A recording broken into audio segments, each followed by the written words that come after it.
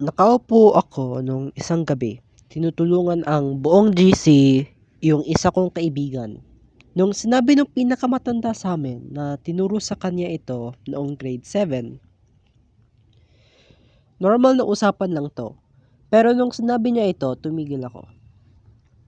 Yung dahilan ay hindi dahil nagalit ako o may narinig na bagay sa labas, pero dahil may naramdaman ako. Oras. Naramdaman ko ang lahat ng oras na dinaanan ko sa loob ng 10 segundo.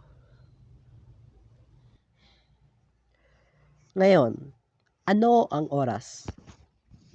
Time is the indefinite continued progress of existence and events in the past, present, and future.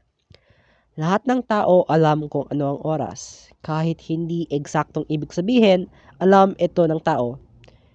May mga tao na takot sa oras. Pwede na dahil ito sa pakiramdam na maigsi lang ang buhay nila at ayaw nila maubusan. O pwede din na dahil siya sa katakutan na makalimutan sila pagkatapos ng buhay nila. Lahat ito ay magandang dahilan at kita ko kung bakit pwede ito mangyari kahit iba ang dahilan ng katakutan ko. Subukan nyo isipan ang hinaharap. Sigurado na mayroong senaryo kung saan lahat ng kaya magkamali, nagkamali. When I think about the future, I see mostly rising tides and burning earth. May mga nakikita akong senaryo na magandang hinaharap, kung saan ang mga tao ay hindi sinira ang planeta nito at ginawang tahanan ang buong solar system at nag-expand sa iba pang lokasyon.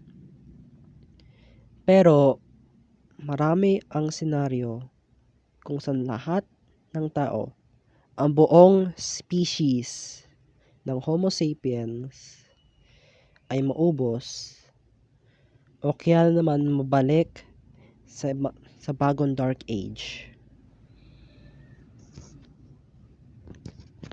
Sa tingin ko, ang tao ay hindi perpekto. Walang perpekto. Kahit ano ang gusto mo sabihin, kaya lang natin subukan gawin ang tama. Ngayon, kahit isip natin na lahat ng hinaharap ay hindi maganda, lahat ng ginagawa natin ay walang epekto dahil sa tingin ko, hindi yun totoo. At nakaya natin gawin ang tama ngayon. Dahil kung mayroon tayong kaya gawin para hindi mangyari ito, ang mga senaryo kung saan ang tao ay mamatay, ito ang kaya natin gawin.